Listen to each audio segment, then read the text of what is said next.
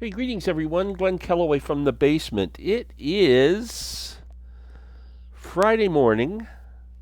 I went to bed at 2 a.m.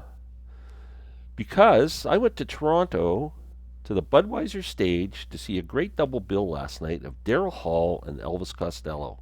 What a great night of music, man. I just wanted to do a kind of a little review and my thoughts on the concert. Beautiful night, warm, kind of muggy, but I'd say that place holds about, if the lawns are full and everything, it probably holds 18,000 people. It's a typical amphitheater that every city has. Um, they didn't have the lawns open, and the seats were, there's scattered areas where there wasn't people. I'd say had to be 14, 15,000 there, I'm thinking. But everyone had a great time because it was just a great night of music. Elvis Costello opened the show. Daryl was the headliner. I think you could argue that either of them could. I mean, Daryl's probably had more hits than Elvis, but both well-respected artists. Um, Elvis comes out, got a great band. Steve Naive's with him, man. You can't say enough about this guy's keyboard playing. It is fantastic, man. He just is a superstar. What a great player. Charlie Sexton, guest artist on guitar. You can't go wrong. Um, Elvis comes out and opens with "Pump It Up" from this album, I believe. Is that what it's off of? No action. What song's "Pump It Up" off of? I can't remember. Oh well. Anyway, regardless, I'm getting off track here. Opens up with a rousing version of "Pump It Up." One thing I want to say about Elvis Costello, his voice has not changed since 1977. He sounds exactly the same, and amazing vocals, amazing, and the sound at the facility is top notch. Um, Elvis, yeah, he started off with "Pump It Up." Next song he does "Watching the Detectives." I mean, just two classic tracks to open the show with. "Watching the Detectives" was really cool because he kind of extended it into a jammy kind of guitar thing, and Elvis was doing the leads, and he was playing these choppy, kind of angry, stabbing leads. It was really cool. It was just awesome.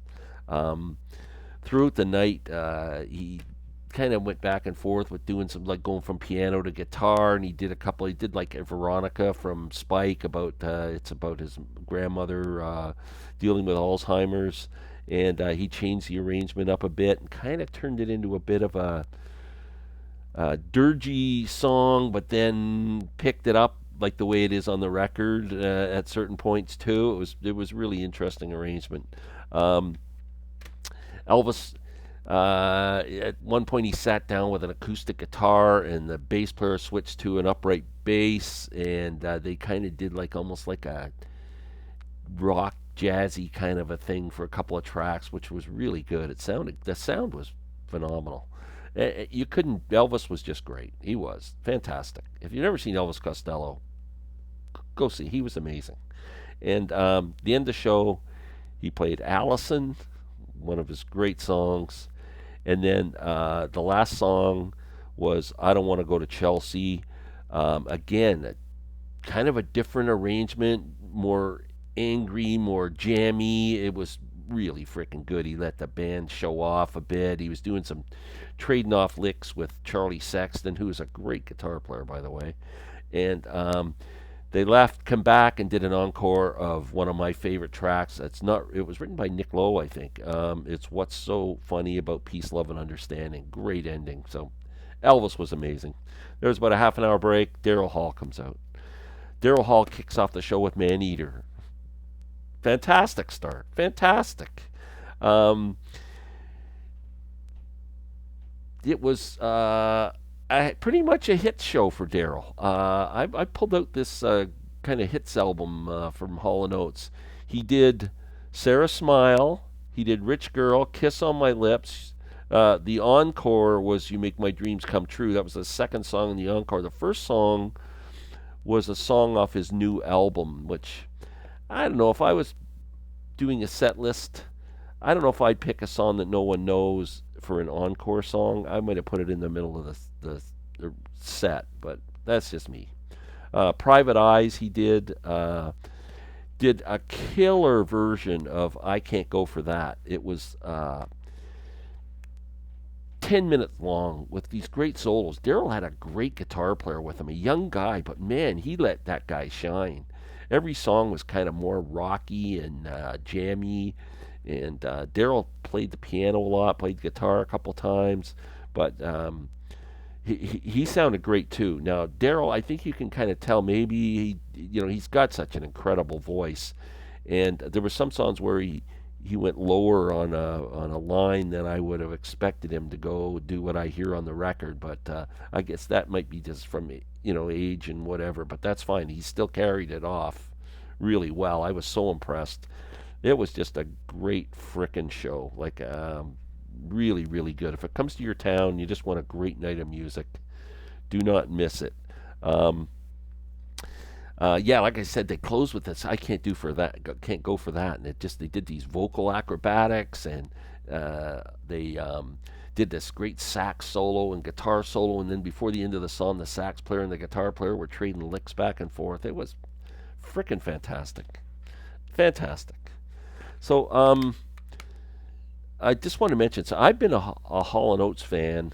I'm not a pop music guy. If anybody watches my channels, you pretty much know you're getting more deep cuts and proggy stuff and just something more interesting than mainstream pop music. I obviously there are some songs that are near and dear to my heart, but for the most part, that's not me. But it is with this band, Hall and Oates. I absolutely love them. And I first heard Hall and Oates when they released "She's Gone." I think it was 1974. I'm just guessing that date from where I remember being at the time and what year it was. I could be off by a year here and there, but as soon as I heard that song, the vocals on it were just so incredible. I just loved it and been a fan ever since of these guys. Um, a couple of years ago, Daryl has a new album out. I haven't heard it yet. I'm going to buy it. Um,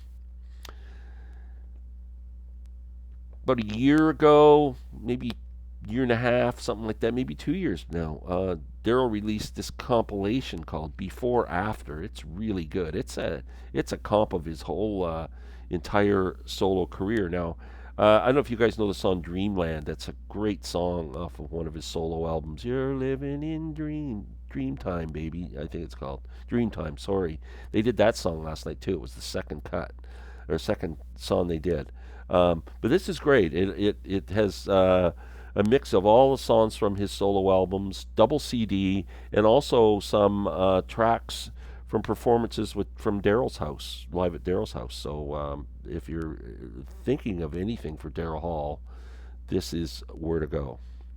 Um, Daryl Hall's first solo album was Sacred Songs. Now, the tie-in for me is this was produced by Robert Fripp from King Crimson, who I'm a big fan of, and you wouldn't uh, unlikely bad partners, Daryl Hall and Robert Fripp, but they worked well together. And Robert Fripp's, I think the best thing Robert Fripp's ever done outside of King Crimson is an album called Exposure. And a lot of the stuff, he was doing that album at the same time producing this, and there's a lot of crossover on the songs from that album. But anyway, Daryl Hall, he was great. He was great. Elvis Costello, just going to give you a quick. This is my favorite Elvis Costello album, Armed Forces. I love it. It's got What's So Funny About Peace, Love, and Understanding on it. Accidents Will Happen. Oliver's Army. It's just a great, great album. His second album, this year's Model. No Action on here. Oh, Pump It Up is on here. I did find it. I knew I was right. One of my favorite Costello songs. I Don't Want to Go to Chelsea's on here too, which he did last night. Amazing job. His first album, My Aim Is True. What a great frickin' record this is. What a debut. Um, Elvis, it's the, I guess, I know a lot of people maybe know this story or not, but the backing musicians on this album are Huey Lewis and the News. And when they went in the studio to record it, and only Huey plays harmonica, and they said, we don't need any harmonica, Huey, go on vacation. And they used the News as the backing band, but did a phenomenal job because it's a great record. Um, did he do any other songs off of here last night? I think he did. He did Allison, and pay it back, to pay it back, and watching the detectives. So some I got a comp. This is a pretty good comp. Very best of Elvis Costello and the Attractions. King of America, which is a great record. Brilliant mistakes on here. Don't Let Me Be Misunderstood. I mean, fantastic. My second favorite Elvis Costello album, Spike. Love this album. Some of the later stuff. When I Was Cruel. This is actually a very underrated album as far as I'm concerned, especially the song When I Was Cruel. It's really good. Um, Now, two that I really liked were two Elvis did when he went. I think he kind of hung out in Nashville and did stuff with a lot of the acoustic kind of guys in Nashville. And this one's called um, National Ransom, and this one's called Secret, Profane, and Sugarcane. Both, I think, are really good underrated albums. More rootsy if you're into roots music. So that's it. I don't know what else to say. It was a great show. I'm pumped. Tonight I'm going to see the Lowest of the Low, my favorite Canadian band, in Prince Edward County, Ontario, about a 45-minute drive from my house, with my daughter Andrea and my son-in-law Daryl, who are in town from Florida. And yeah, and at 12:30 today, I am recording the letter F for Rich Strickler's channel, where we're running down the alphabet and picking our top 10 songs for each letter of the alphabet. It's been so much fun. I'm loving doing this series. So if you're not, well, I mean, we're getting like about 100 views a series, but we're getting lots of great comments, people playing along, giving us their lists. It's really a really cool thing. It's one of my favorite things I've ever done on YouTube. So I would love it if you would go over to Rich's channel, give him a sub, say hello, and watch one of our episodes or all of the episodes. That would be great. Thanks so much for watching. Again, if Elvis and Daryl come to your town, grab a ticket. The tickets weren't expensive. I think we paid $80 a ticket or something. So pretty good these days. Take care. Have a good day.